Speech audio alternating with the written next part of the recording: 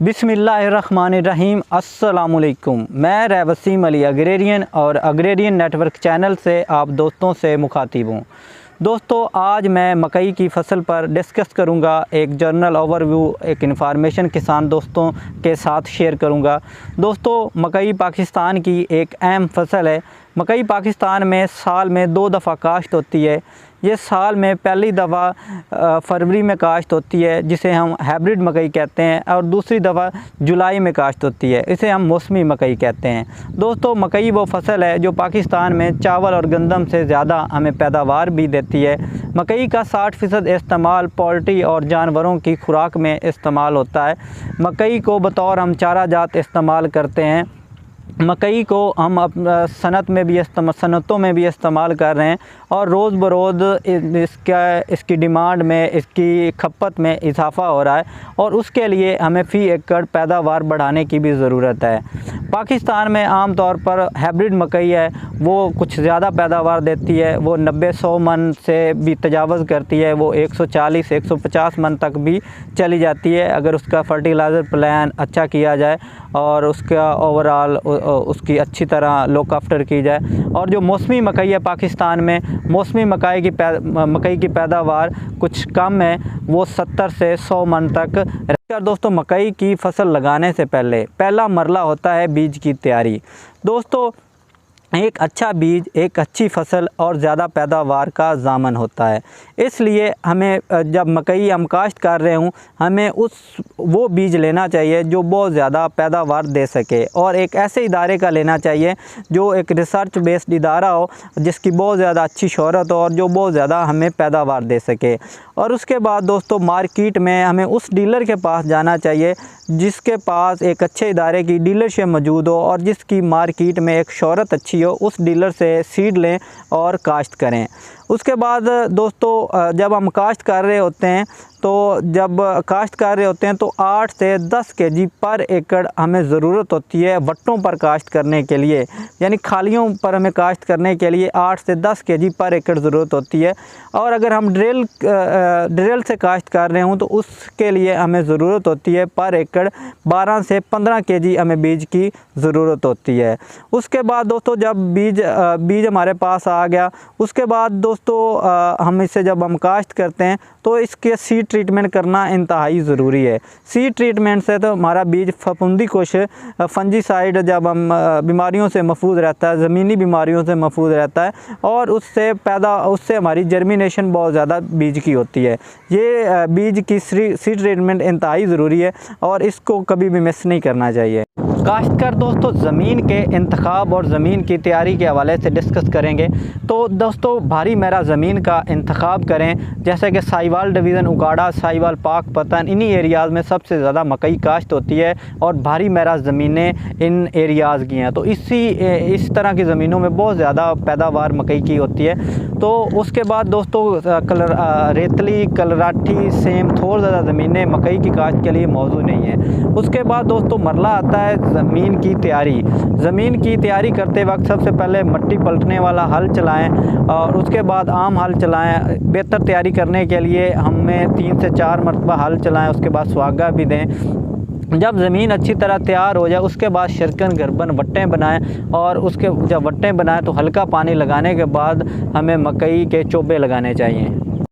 काश्तकार दोस्तों, अब हम डिस्कस करेंगे मकई की फसल में खादों के इस्तेमाल के हवाले से। दोस्तों, सबसे पहले खादों का इस्तेमाल करने से पहले हमें अपनी ज़मीन का तजज़िया करवाना चाहिए।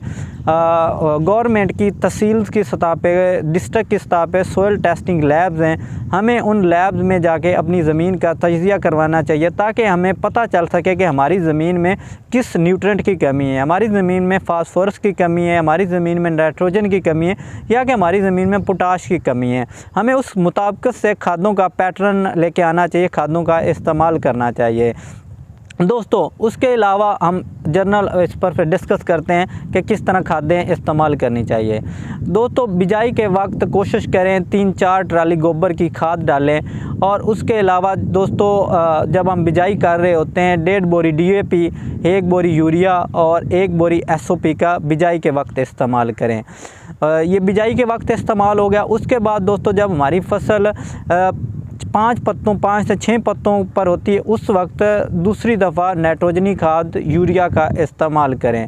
दोस्तों उसके बाद जब हमारी फसल 8 से 10 पत्तों पर होती है उस वक्त यूरिया का इस्तेमाल करें। और दोस्तों फिर हमारी जब फसल टेस्लिंग की हालत में जा रही होती है उस वक्त भी यूरिया का इस्तेमाल करें। और दोस्तों एक बड़ी इम्पॉर्टेंट बात जो आपने ज़हन नशीन रखनी है, हमारा जो मकई का पौधा है, मकई की फसल है, उसे सबसे ज़्यादा खुराक 25-30 दिन से लेकर 70 दिनों के दरमियान उसे सबसे ज़्यादा खाद की ज़रूरत होती है।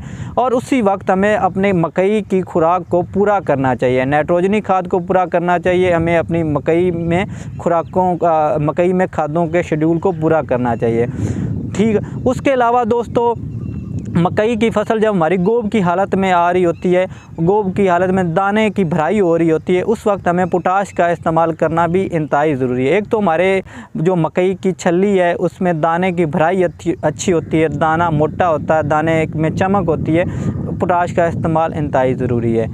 मकई की फसल में जड़ी बूटियों की तलफ़ी। दोस्तों मकई की फसल या कोई भी फसल हो उसमें जड़ी बूटियाँ उस फसल को इंतहाई मुतासर करती हैं और 40 से 45-50% तक फसल में कमी का सबब बनती है। दोस्तों जब हम फसल काश्त करते हैं और कोई भी उस वक्त प्री इमरजेंस का इस्तेमाल करना इंतहाई ज़रूरी है। इसी तरह मकई की फसल में भी 24 घंटे में प्री इमरजेंस स्प्रे करना इंतहाई ज़रूरी है। अगर हम वो ना कर सकें तो जब मकई की हम फसल काश्त करते हैं उसके बाद जब घास प्रॉपर तरह उग गए तो उस वक्त हमें उसका पोस्ट इमरजेंस स्प्रे करना इंतहाई ज़रूरी है ताकि हम मकई की फसल से जड़ी बूटियों को से जान छुड़ाएं। दोस्तों अब हम डिस्कस करेंगे मकई की फसल पर कौन सी बीमारियां हमलावर होती हैं और कौन से कीड़े हमलावर होते हैं। अगर मैं बीमारियों का जिक्र करूं तो बीमारियां उनमें कांग्यारी, तने का सड़न, पत्तों का झुलसाव। खासकर दोस्तों इन बीमारियों से काफ़ी हद तक बचा जा सकता है अगर हम बतौर सीड ट्रीटमेंट अपने बीज का करें तो इन बीमारियों से हम निजात ले सकते हैं। और उसके बाद खासकर दोस्तों मकई पर कीड़े कौन से हमलावर होते हैं, उनमें दीमक, लश्करी सुंडी, अमेरिकन सुंडी, उनमें कॉम्पल की मक्खी, सबज तेला, इस तरह के ये कीड़े भी हमलावर होते हैं। और दोस्तों सबसे ज़्यादा जो नुकसानदेह इस वक्त मकई की फसल पर एक बहुत बड़ा डिज़ास्टर है, हमलावर एक कीड़ा है, वो फॉल आर्मी वर्म है। फॉल आर्मी वर्म 2018-19 में रिपोर्ट हुआ और अभी सन 2022 है, तो ये 3-4 सालों में सबसे ज़्यादा जो ख़तरनाक और मकई की फसल को नुकसान पहुँचाने वाला वो फॉल आर्मी वर्म है। फॉल आर्मी वर्म पर एक तफसीली मैं अलग से वीडियो बनाऊँगा, तो इस हवाले से उस पर एक अलग फिर उसके हवाले से सारी उसकी डिस्कशन करूँगा। मकई की बर्दाश्त। खासकर दोस्तों जब हमारी मकई की फसल 90 से 120-30 दिन की होती है तो वो बर्दाश्त के काबिल हो जाती है। खासकर दोस्तों जब हमारी मकई की फसल छलियों के अंदरूनी पर्दे सूख जाएं और दानों में नाखन ना चुभे और दानों में नमी का तनासब 25% से कम रह जाए तो उस वक्त हमारी फसल पक चुकी होती है। उस वक्त हमें फसल काट लेनी चाहिए, हमारी फसल बर्दाश्त के काबिल हो जाती है। खासकर दोस्तों ये तो थी मकई की फसल पर एक ओवरऑल जनरल ओवरव्यू, एक इन्फॉर्मेशन मकई की फसल पर।